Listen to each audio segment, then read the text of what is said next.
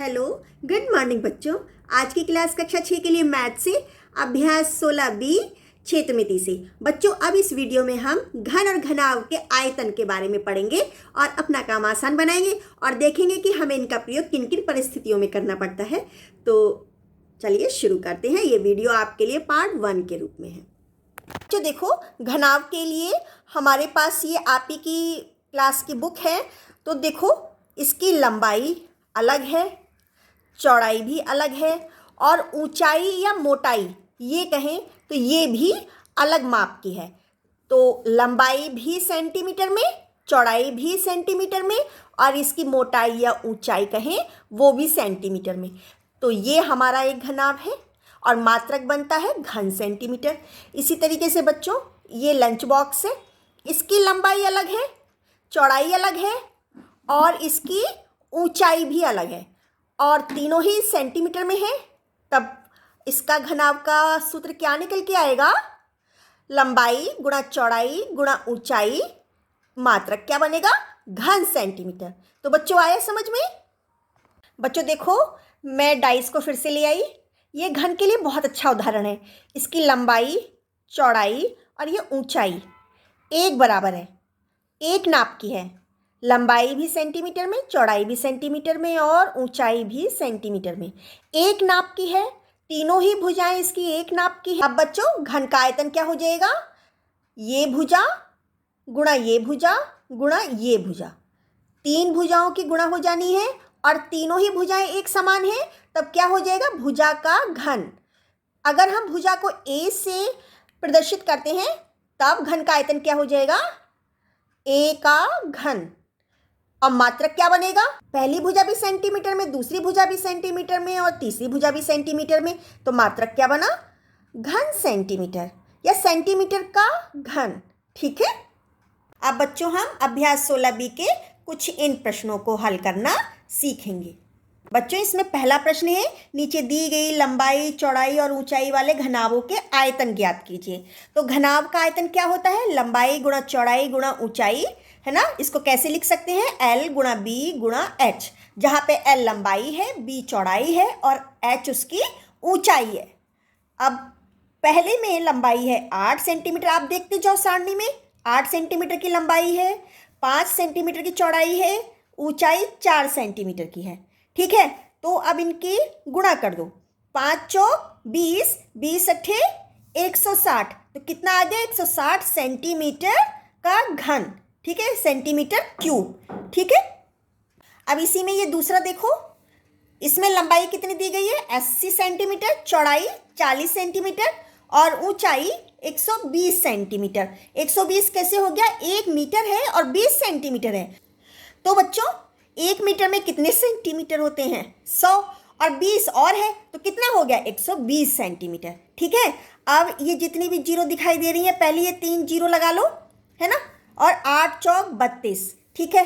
अब इस 32 में कितने की गुणा कर दें? 12 की। ठीक है।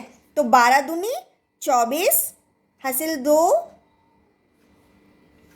12 तियां 36, 36 और 2 38। कितना आ गया? 384।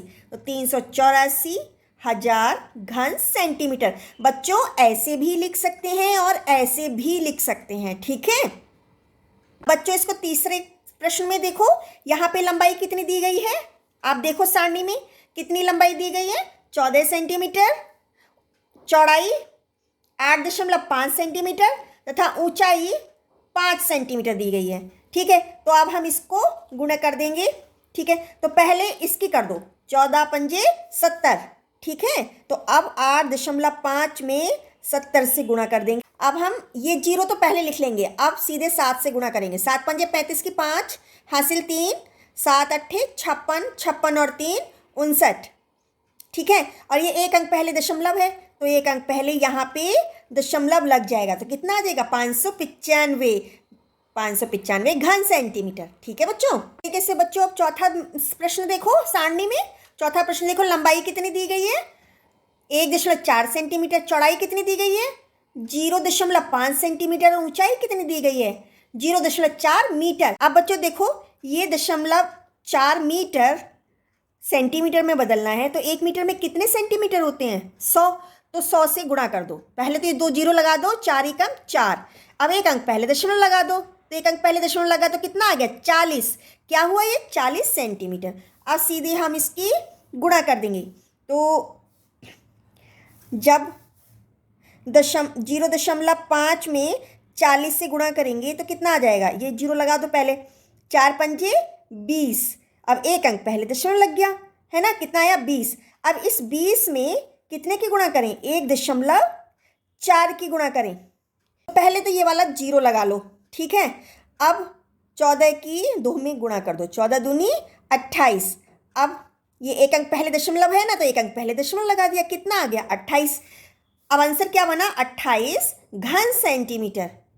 ठीक है। अब बच्चों देखो दूसरा प्रश्न है, नीचे दी गई भुजा के माप वाले घनों के आयतन ज्ञात कीजिए। तो बच्चों घन का आयतन क्या होता है? ए का घन या भुजा का घन, है ना, एक ही बात है। अब पहले का घन का आयतन क्या हो जाएगा? ए का घन। ए भुजा कितनी दी गई है? 12 सेंटीमीटर दी गई है, तो 12 सेंटीमीटर का घन हो गया। तो किस तरह से लिखेंगे इसको? 12 सेंटीमीटर गुणा 12 सेंटीमीटर गुणा 12 सेंटीमीटर। अब बच्चों देखो यहाँ हमने गुणा की हुई है, 12 का वर्ग 144 होता है, उसमें 12 की गुणा की तो कितना आ गया? 1728। ये गुणा आप खुद करके देख लेना, मैंने यहाँ पे की हुई है, आप देख सकते हैं कितना आ गया? 1728 सेंटीमीटर का घन। ठीक है। अब दूसरा देखो, दूसरे में भुजा कितनी दी गई है? 6.4 सेंटीमीटर। अब इस घन का आयतन क्या हो जाएगा, है ना? 6.4 सेंटीमीटर का घन कैसे लिखेंगे? 6.4 सेंटीमीटर गुणा 6.4 सेंटीमीटर गुणा 6.4 सेंटीमीटर। ठीक है। तो 6.4 में जब 6.4 की गुणा की तो बच्चों ये आया 4096 और 2 अंक पहले दशमलव लगा दो। ठीक है। इसमें फिर से 6.4 की गुणा की तो अब बच्चों कितना आ गया? 262.144। ठीक है। अब यहाँ पे 3 अंक हो गए ना दशमलव से पहले, ठीक है, तो 3 अंक पहले हम दशमलव लगा देंगे। ठीक है। क्या आंसर आया? 262.144 सेंटीमीटर घन। अब तीसरा देखो, तीसरी भुजा क्या दे रखी है? 7.2 सेंटीमीटर। तो इस घन का आयतन क्या हो जाएगा? 7.2 सेंटीमीटर का घन कैसे लिखेंगे? 7.2 सेंटीमीटर गुणा 7.2 सेंटीमीटर गुणा 7.2 सेंटीमीटर। तो पहले कर लो। अब बच्चों 7.2 में 7.2 की गुणा की तो कितना आया? 51.84। 2 अंक पहले हमें दशमलव लगाना है, तो 2 अंक पहले हमने यहाँ पे दशमलव लगा दिया। अब फिर से 7.2 की गुणा करनी है तो हमने की, आप भी खुद से करके देखें। और अब की बार 1 2 3 अंक पहले दशमलव लग जाएगा। तो आंसर कितना आया? 373.248 सेंटीमीटर घन। अब चौथा देखो, इसमें भुजा कितनी दे रखी है? 1.3 सेंटीमीटर। तो इस घन का आयतन क्या हो जाएगा? 1.3 सेंटीमीटर का घन कैसे लिखेंगे? 1.3 सेंटीमीटर गुणा 1.3 सेंटीमीटर गुणा 1.3 सेंटीमीटर। अब बच्चों देखो 1.3 में 1.3 की गुणा करेंगे तो आप ये समझो 13 का वर्ग कितना होता है? 169, है ना। 2 अंक पहले दशमलव लगा दो। अब इसमें 1.3 की गुणा करो तो कितना आया? 2197। अब की बार 1 2 3 अंक पहले दशमलव लगाना होगा। तो आंसर क्या बना? 2.197 घन सेंटीमीटर। चाहे ऐसे लिख लो या फिर इस तरीके से लिख लो, एक ही बात है। अब बच्चों देखो तीसरा प्रश्न है, एक कमरे की लंबाई 5 मीटर है, चौड़ाई 4 मीटर है और ऊंचाई 3.5 मीटर है। कमरे का आयतन ज्ञात कीजिए। अब बच्चों देखो कमरे का आयतन कितना हो गया? L गुणा B गुणा H, मतलब कि लंबाई गुणा चौड़ाई गुणा ऊंचाई। तो लंबाई कितनी दे रखी है? 5 मीटर। चौड़ाई कितनी दे रखी है? 4 मीटर। और ऊंचाई कितनी दे रखी है? 3.5 मीटर। ठीक है। तो अब इसको गुणा कर देंगे। 5 चौक कितना होता है? 20। ठीक है, 20। अब 20 में 35 की गुणा कर दो, 3.5 से गुणा कर दो। तो ये जीरो तो पहले लिख लो। 2 पंजे 10, हासिल 1, 2 3 6 और 1 7। अब एक अंक पहले दशमलव लगा देना है। ठीक है। अब कितना आ गया? 70। क्या हो गया?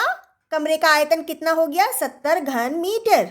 ठीक है बच्चों। तो बच्चों आंसर क्या बना? कमरे का आयतन 70 घन मीटर होगा। बच्चों इस वीडियो में इतना ही। नेक्स्ट वीडियो में हम इस अभ्यास के कुछ और प्रश्नों के साथ आएंगे। तब तक के लिए ऑल द बेस्ट।